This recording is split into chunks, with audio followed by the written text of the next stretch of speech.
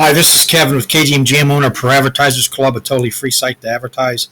Go to ProAdvertisersClub.com and join for free today and start advertising for free.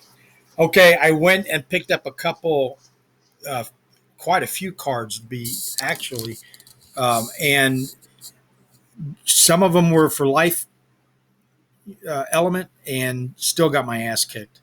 So I'm back into bronze 2. And I'm going to go ahead. That was the quest today. So let's go ahead and claim the reward. And I'm pretty much right back to where I started at the beginning of the season 8 days ago. So ain't a whole lot of excitement or anything to talk about there. I'm probably going to break down and rent out. I got a card. That's pretty good. That's pretty good for a uh, bronze 2 reward. That's really good, actually. So let's go look at the numbers. Peak Monsters over here. I was writing them down, but it's probably better if I just come over here and show you. 9,747,000 battles yesterday. Well, actually, let's do the 7-day. That it's a lot easier to see then, and all you got to do is look at the bar graph. It pretty much everything's been stabilized. Transactions have gone up slowly but surely for the last 7 days because things are just so cheap.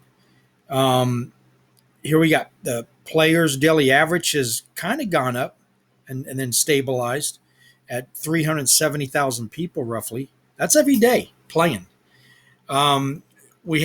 Yesterday, we had 734 signups and 44 spell books bought. Now that's down from just the other day when they bought 106. And the weekend you'd think would probably be a little bit busier, but obviously not. Okay, market went down a little bit, but 83,000 cards were purchased, and that's for the 7th. And then the market cap is pretty much right at about 150. It goes up and down a little bit, but the price of SPS was down to 9 cents, and I think it still is. And then of course the DEC. Yeah, there it is right there, 0.096 yesterday. It's come up a little bit, but DEC has gone down just a tad, still about 15 cents per every 100, a little bit less. And our total market cap. Anyway, the number I like to pay attention to is the amount of cards purchased. And it was down yesterday, down from 108. But because it's kind of deceiving because I don't know how they added up because I bought a maxed out card yesterday. I'm going to show it to you. And that has 400. It was a common, so that has 400 in the box. So is that individual cards? So a lot of those could have been maxed out cards, is what I'm saying, or some of them anyway. So probably a lot more. But that's what's happening when you have the players here, and the higher that number goes, the more cards are being purchased and burnt, hopefully, as far as I'm concerned. Let's go look at the numbers. Let's see. Where is it at? Right here, the 10,000 challenge. Now, I'm not a financial advisor. Listen to me on risk. This is for entertainment purposes only. Please like and subscribe and join on any of the links below, especially the Splinterlands one, because you can duplicate what I'm doing or probably do a lot better. But it's tough right now. In fact, a bloodbath again yesterday on the crypto market, which affects everything. It's including Splinterlands. But what does that mean? It means if you got some little extra cash, now's the time to buy. You buy low, sell high. This is when people don't want to buy because it's down. And the people who are successful, if you study it at all, at least from what I read and understood, they buy it when nobody else is. They buy it when it's blood in the streets. They buy when everything's telling you it's down. It's never going to come back up. That's when you buy because that's when you get the best deals. And then they sell when it's high, where we tend to do the exact opposite. When it gets high, it's like the housing market was the first time I was exposed to it. And I was working at Pizza Hut at the time. This is about 10 years ago, right before the big crash.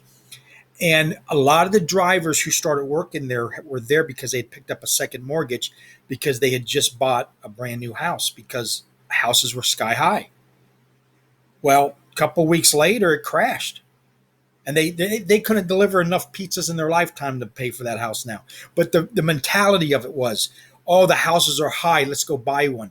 No, it's when nobody's talking about it and the houses are at half price was when people were driving around in Winnebagos and buying up houses. Rich people. I ran into them. I had a lawn business too at the time.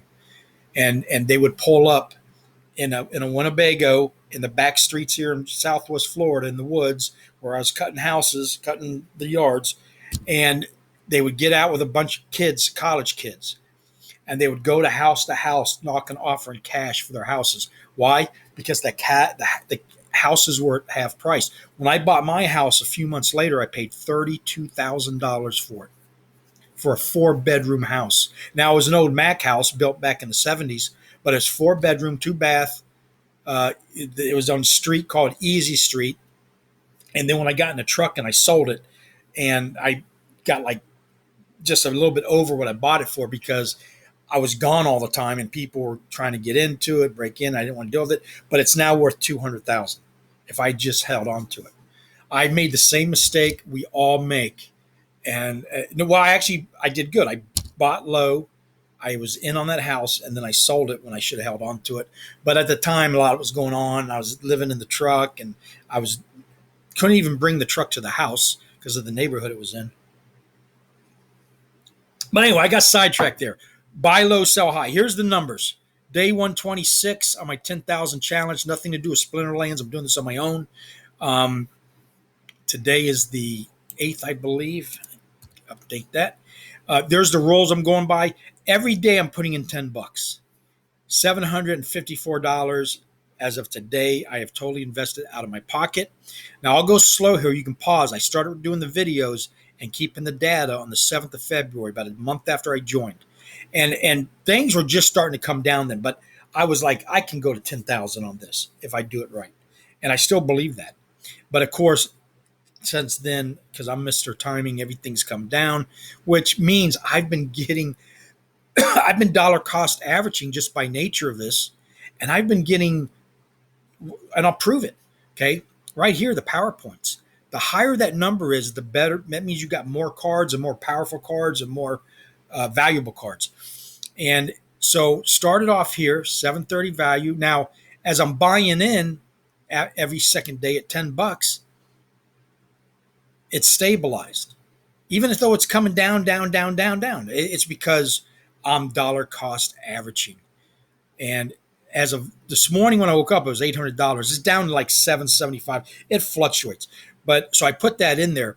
And if I had sold it at that particular moment, everything I had, and I got $84 in free SPS, which is down because it's down to 9 cents, I would have walked away after paying back my $754, $143.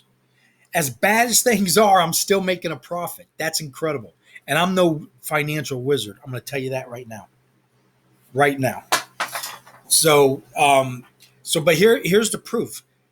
I put in $10 last night for today, for the next 2 days, 114,478 power. Okay. Almost about 4,000 in the box, 147 cards is all I own. All right. Let me go show you what I bought though.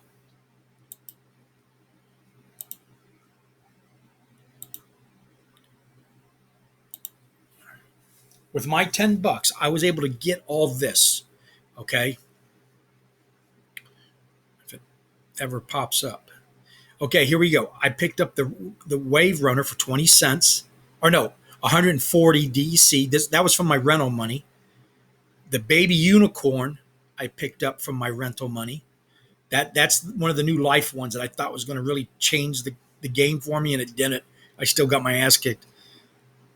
And then with the leftover credits, I bought 1, 2, 3, 4, 5, 6, 7 gold Gargoyle Lions, and I'm 2 away from maxing out that one, which means I'll have another maxed out gold card. So my big purchase was the Naga Assassin, 8th level. That's a rare card, guys, for $7.81. And I paid credit, but it's saying DEC, so it must convert it so for some reason, whatever. But I actually paid $7, which was 7,819 credits, and they take their 5%, of course, right? But so the Nag Assassin is a maxed out rare card that I got for $7.81. And then the day before that, I bought with my rent DC. I bought the Gargoyle Lion. I just got one of them. That's all. That's from rental money. But what an investment for $10. Let's go look at that card. Wait till you see this. I mean, the maxed out cards that I'm picking up. Remember, it takes for a oh, here's the free cards. If you join the link below, you can play for free with these S cards.